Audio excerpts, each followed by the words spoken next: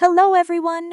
Welcome back to Ema English Daily, where every conversation helps you learn English. I'm Ema, and today I'm here with Jack. Hello, everyone. Hi, Ema. How are you today? I'm very happy today because I went for a walk this morning and the weather was beautiful.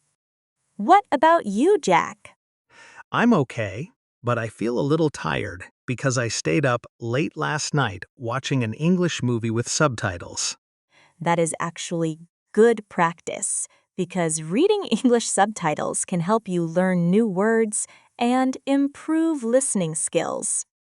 Yes, but the movie was so interesting that I kept saying, just one more episode, and suddenly it was very late.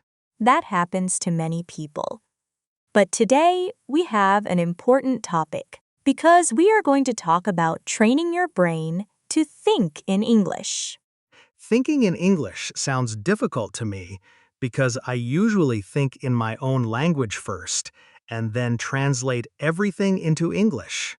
That is very common for English learners, but translating all the time makes speaking slow, and sometimes the sentences sound strange or incorrect. Yes, that happens to me a lot because I create the sentence in my language first, and then I try to find English words. Our goal is simple today. We want your brain to stop translating and start thinking directly in English, little by little. Can people really do that? Or is it only for advanced English speakers? Yes, people can definitely do it if they practice every day. And after 1 or 2 months, they usually notice a big improvement. That makes me feel more confident because 1 or 2 months is not too long. Good! Confidence is important when learning a language because fear makes speaking more difficult. So, how can I start thinking in English without translating everything? My first tip is very simple. Think in short and easy English sentences about everyday actions and objects around you. What kind of sentences do you mean? For example, if you are sitting on a chair, you can think, I am sitting on a chair. Or if you wake up in the morning, you can think, I am tired or I need coffee. Oh, I understand now because the sentences are short, natural, and easy for the brain to remember. Yes, exactly. I am tired is already English thinking because you are using a simple sentence directly in English without translating. So the secret is to use short and easy sentences instead of trying to make long and difficult ones. Yes, that is tip number 1, and it works very well because small sentences feel natural and not scary. Let me try another one. The sun is bright. I feel warm. Perfect. Those are 2 simple English thoughts, and they are clear like small photos made with words. I really like that idea because it feels like I am taking little word pictures in my mind.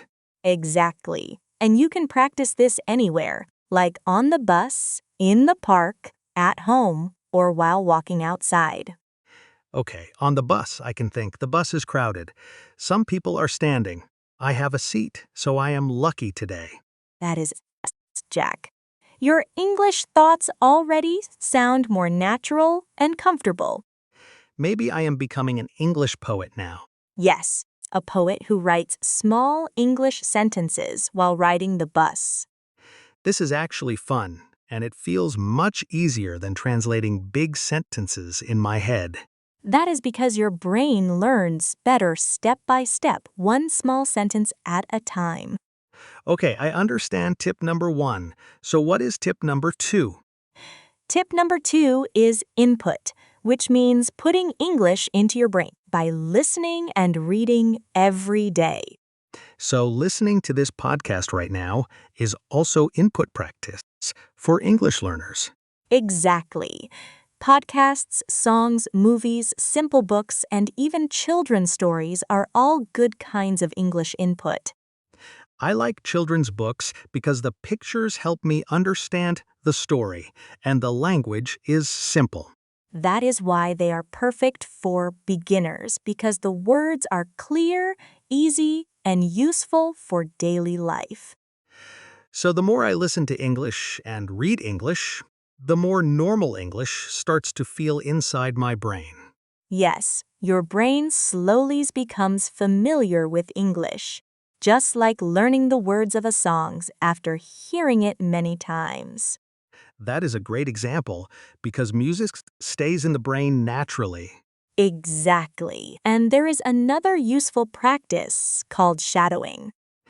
Shadowing sounds interesting, but what does it mean? It means you listen to someone speaking English and then immediately repeat the same words, sounds, and rhythm. So I can listen to this podcast, pause it, and repeat the sentences after you speak. Yes, and this helps your pronunciations become smoother because your mouth learns the English sounds naturally. That actually sounds fun, like becoming an echo in English. Exactly. Shadowing is fun, simple, and very powerful for speaking practice. Okay, I will definitely try shadowing with this podcast today. Wonderful. Now let's move to tip number 3, which is output. Input goes into the brain, so I guess output means English coming out of the brain. Correct. Output means speaking English or writing English using the words you already learned. So listening alone is not enough if I never speak English myself. Yes, because even if you listen for many years, speaking will still feel difficult without practice. That makes sense. But what can I do if I have nobody around me to practice English with? The answer is simple. Start talking to yourself in English every day. Talking to myself sounds funny because people might think I am a little crazy. Maybe people will think you are a little crazy, but you will also become better at English, so it is a good deal. That is true, because when I talk to myself, there is no pressure and nobody is judging my mistakes. Exactly. You can make mistakes, try again, and keep practicing without feeling nervous or embarrassed. Okay, I will start talking to myself in English at home every day. Perfect. Imagine you are in the kitchen making coffee in the morning. You can say, I am making coffee. The coffee smells good. I feel a little hungry, so maybe I will make some toast. That sounds like my own little English radio show in the kitchen. Yes, exactly. Your kitchen can become your personal English classroom every morning. Welcome to Jack's Kitchen, where today we are making coffee and enjoying a beautiful morning. Perfect. That is natural English practice, and as it, you can also describe the things you see around you. Right now I can say, I see a table. I see a window. The sky is blue, and there is a green tree outside. Excellent. That is real English output because the words are coming naturally from your mind.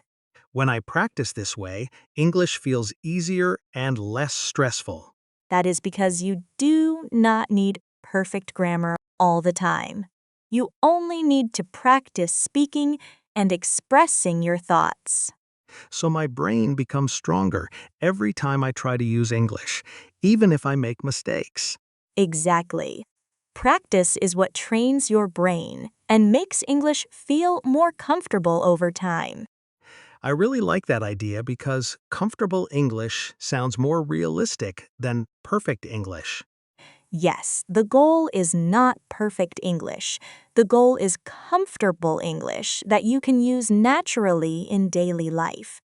I will remember that sentence every day. Comfortable, not perfect.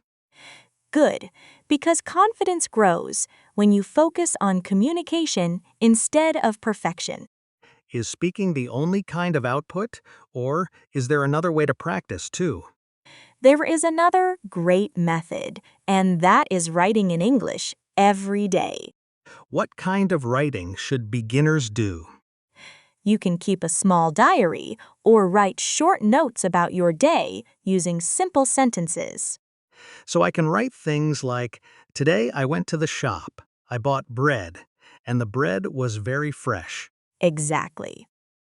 Simple writing practice helps your brain organize English thoughts more clearly. That sounds easy because I can write a few sentences every night before sleeping. Yes, and both speaking and writing are important forms of output because they help you actively use English. So the key is to use English in every possible way by speaking, writing, and thinking out loud every day. Exactly. The more you use English in real life, the faster your brain becomes comfortable with it. Then I will talk to my coffee in the morning and write English notes in my notebook at night. That sounds like the perfect daily routine for an English learner, Jack. Thank you, Jack. I can already imagine you talking to your coffee every morning in English. Yes, I am ready for my new English coffee routine. Before we finish today, let's review the 3 important tips one more time. Yes, review time because repetition helps the brain remember better. Tip number 1 is to think in small and simple English sentences using easy words every day. For example, I am sitting, I feel tired, or I am happy today. Perfect. Short sentences are easier for the brain and help you stop translating. Okay, tip number 2 is input, which means listening to English and reading English every day. Exactly. Podcasts, songs, movies, videos, and simple books all help your brain become familiar with English. So input means English goes into the brain little by little every day. Yes. And tip number 3 is output, which means using English by speaking, writing, or talking to yourself, Even in the kitchen while making coffee. especially in the kitchen because coffee is a very patient listener. Yes, my coffee never judges my pronunciation mistakes. That is why talking to yourself is such good practice for beginners. Before we finish, I have one more question. How much time should people practice English every day?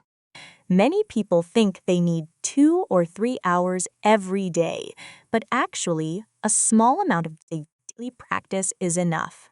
Really? So how many minutes should beginners practice? Even 10 minutes every day can create a big improvement over time. Only 10 minutes? That sounds much easier than I expected. Yes, because language learning works best with repetition and daily habits, not with long study sessions once a week. So practicing a little every day is more powerful than studying for many hours only on Saturday. Exactly. Small steps every day slowly build strong English habits inside your brain. That reminds me of building a house brick by brick until the whole house is finished. That is a perfect example because language learning also grows slowly, one small step at a time. So after 1 month, 2 months, or 6 months, people will notice a real difference in their English. Yes, because daily practice slowly becomes a natural habit, and English starts to feel easier. I think the best time for me to practice is every morning with my coffee. That is an excellent plan because doing English practice at the same time every day helps build consistency. So every morning I can listen to a podcast, read a few sentences, and talk to myself in English for 10 minutes. Exactly. And after some time, it will feel completely normal and comfortable. Maybe after 6 months, people will say, "Jack, your English sounds really good now." And then you can answer, "Thank you. I practiced English with my coffee every morning." That sounds like a funny but effective secret for learning English. Yes, because anyone can find 10 minutes a day, even busy or tired people. This conversation was really helpful, and now I feel much more confident about practicing English every day. Thank you, Jack. And thank you to everyone listening to Ema English Daily today. Please subscribe, like this episode, and share it with your friends who are learning English too. And before we go, we have a question for all our listeners today. Do you usually talk to yourself in English or in your own language? Tell us in the comments. Remember, you do not need perfect English. You only need small daily practice and confidence. Your brain is always listening, always learning, and slowly becoming stronger in English every day.